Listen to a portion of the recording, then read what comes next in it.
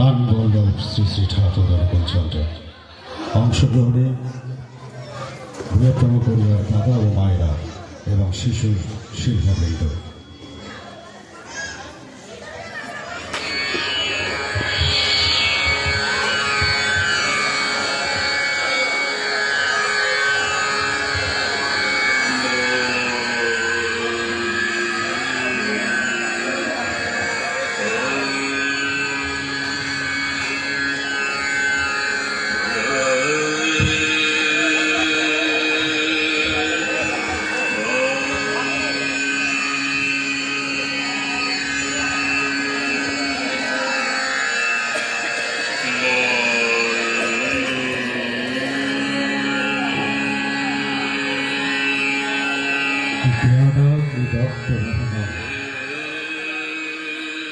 বিজিত ঋতুদল দীপ্ত পৌরসদৃষ্ট সন্মার্গ দর্শনার্থ পরিহত জনিষা সৎসঙ্গ কল্পয়ন্ত বৈরাগ্য যোগ সিদ্ধ চরিত মণিমত বিশ্ববন্দং মহান্ত বন্দে হৌ মুকুলচন্দ্র ভুবন ভয়হর মোক্ষ বঞ্চিষ্ট দিবস।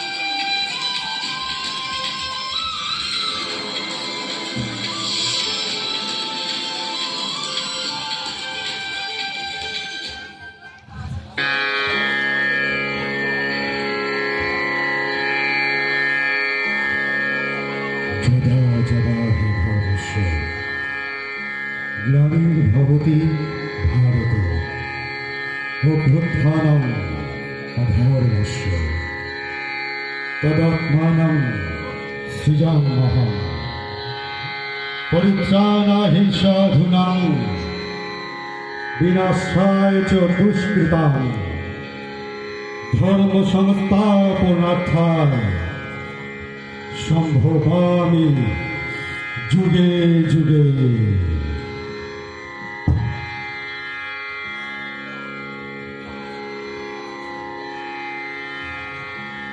ধর্মকে অস্বীকার করার ভিতর দিয়ে বৃত্তি প্রবৃত্তির সংঘাতে মানুষের জীবন তরণী যখনই জীবনের বিপরীত স্রোতে ভেসে চলেছে, তখনই দেখা যায় মানুষের ত্রাণকর্তা রূপে ধরণীর বুকে নেমে আসেন নররূপী নারায়ণ। কারণ নারায়ণ তাকেই বলা যায় যার কাছে মানুষ আশ্রয় পেয়ে জীবন বৃদ্ধির পথে চলে শান্তিকে অধিকার করতে পারে। সেই জন্য এমনতর মহামানব যেদিন এবং যে তিথিতে ধরণীর বুকে প্রথম পদার্পণ করেন, সেই দিন ও তিথি সমগ্র মানব জাতির পক্ষেই অতি পবিত্র দিন এবং তিথি। অতীতের এমনতর পবিত্র দিনের এর সঙ্গে আর একটি দিন যুক্ত হলো, সেটি হচ্ছে 1295 সালের 30শে ভাদ্র, অর্থাৎ যুগ পুরুষোত্তম শ্রী শ্রী ঠাকুর অনুকূলচন্দ্র। উক্ত দিবসের প্রাতঃকালে মানব শিশুরূপে নেমে আসেন ধরণীর মাঝে। সেদিন ছিল তাল নবমী তিথি, তাই এই পবিত্র তিথি বর্তমানে আরও পবিত্র হয়ে উঠেছে এবং ভবিষ্যতে সমগ্র মানবতার কাছে হয়ে উঠবে পবিত্রতম। বাংলাদেশের অন্তর্গত পাবনা জেলার হিমায়তপুর গ্রামে শ্রী শ্রী ঠাকুর অনুকূলচন্দ্রের আবির্ভাব লীলা অনুষ্ঠিত হয়। তার পিতার নাম শ্রী শিবচন্দ্র চক্রবর্তী এবং মাতার নাম মনমোহিনী দেবী।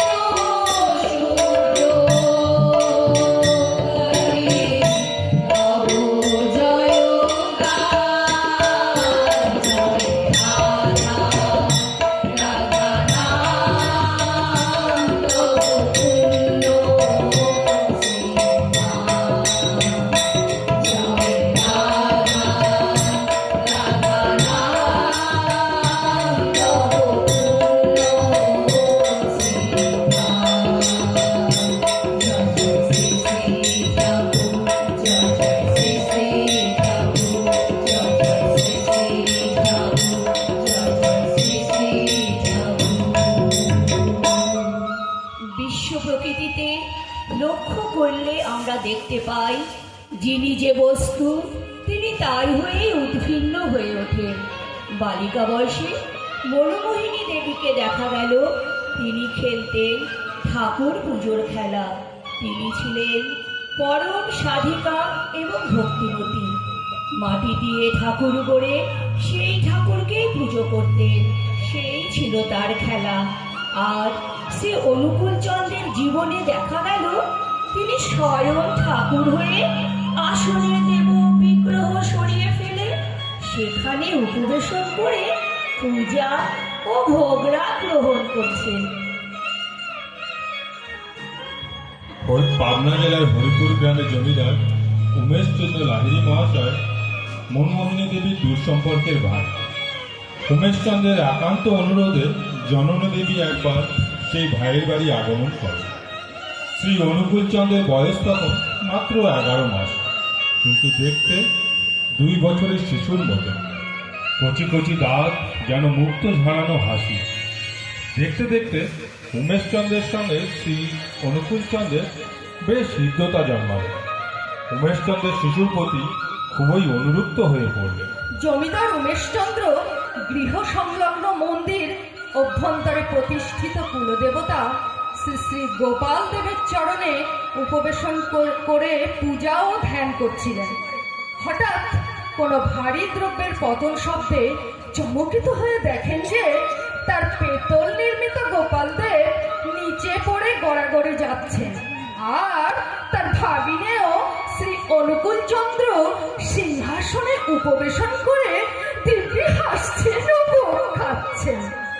ওরে ওরে দুষ্টু ছেলে, ওরে তোমার এই কাজ আমার গোপাল দেবকে নিচে ফেলে দিয়ে নিচে আসনে উঠে বসেছো, আবার দিব্যি ভোগ রাখা হচ্ছে।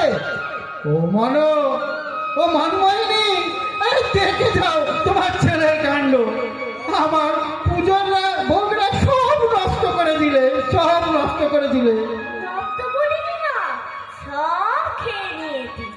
পাজি ছেলে, কেন তুই এখানে এসেছিস? তোর জ্বালায় দেখছি আমার কোথাও গিয়ে স্বস্তি নেই। থাক থাক মনো, তুমি তুমি আর ওকে কিছু বলো না। ও আমার ডাকে কেন? ও মনো, এই খোকা কি বললে? আমায় ডাকে কেন? তুমি আমার ডাক শুনেছ খোকা? আমার এত দিনের পূজা সাধনা আজ আজ সার্থক হলো। আমি ধন্য। আয় আয়, তোরা কে কোথায় আছিস?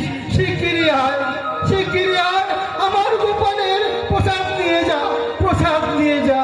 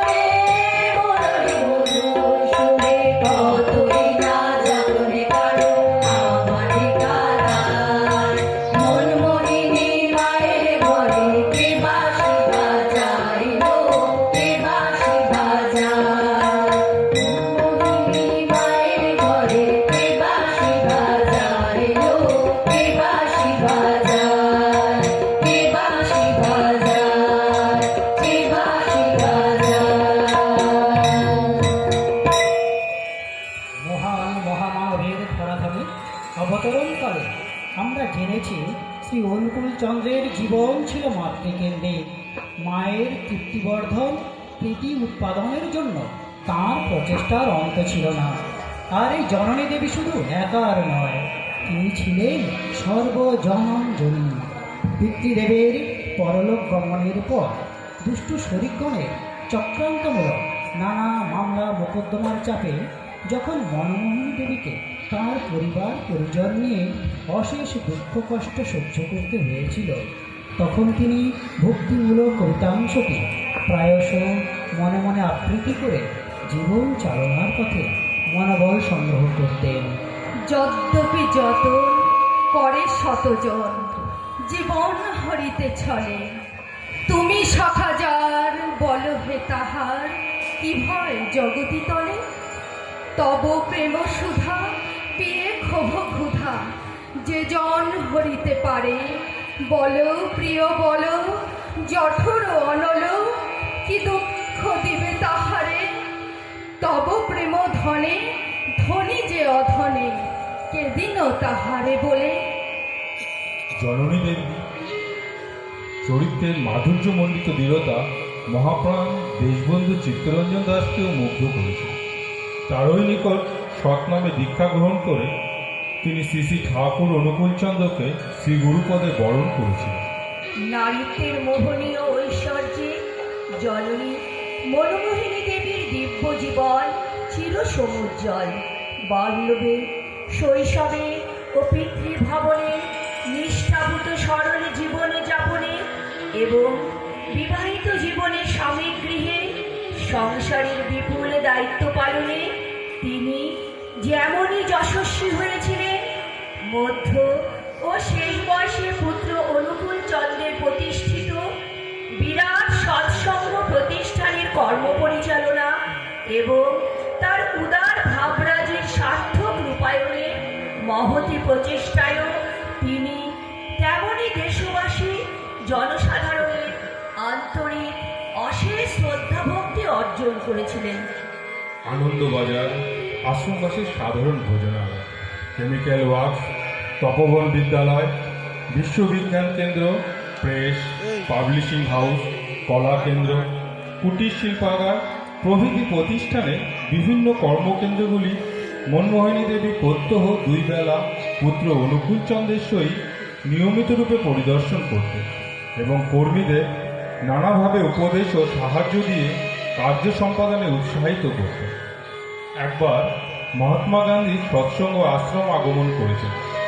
জননী দেবীর মধুর আদর আপ্যায়ন ও বলিষ্ঠ ব্যক্তিত্বের পরিচয় অনুভব করে মহাত্মাজি এমনই প্রীত ও মুগ্ধ হয়েছিলেন যে অতঃপর যখনই তিনি ভারতের যেখানেই যেতেন, দেশের নেতৃবৃন্দের সহিত জাতীয় উন্নতি সাধনের জন্য জনসেবার প্রয়োজনীয়তা সম্বন্ধে আলোচনাকালে সৎসঙ্গ প্রতিষ্ঠানের উন্নত আদর্শ বিচিত্র কর্মধারার কথা সানন্দে উল্লেখ করতেন এবং তৎসঙ্গে মনমোহিনী দেবীর ভূয়সী প্রশংসা করে বলতেন, I have never seen a masterly woman of such wonderful personality in my life.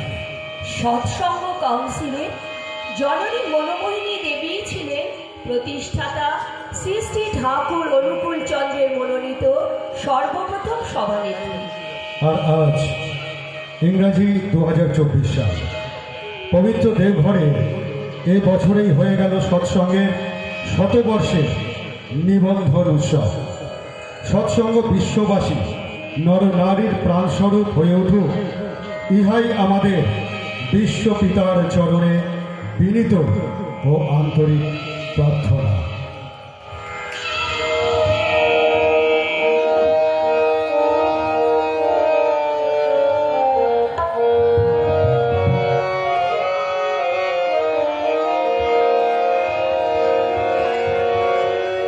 বিশ্ব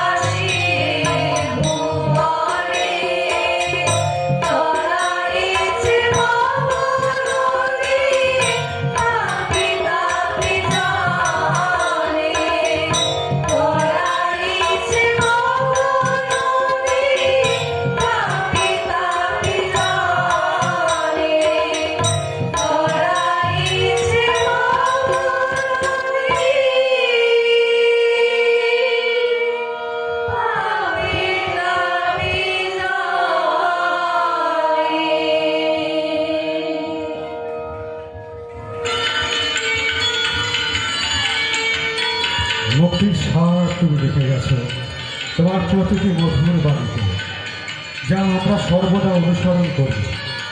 তুমি যে অনাথের নাথ, শেষ যাত্রায় আমাদের ভগবানের কান্ডারি।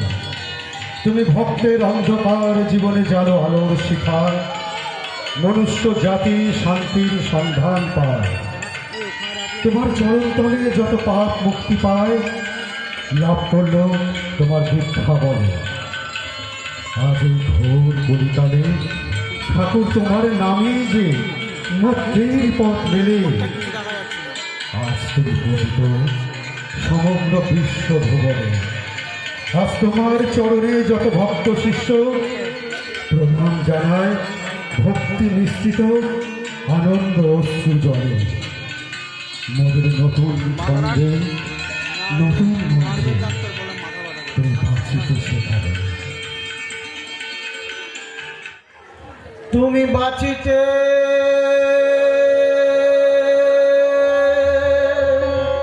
শেখালে আমারে, তুমি বাঁচিতে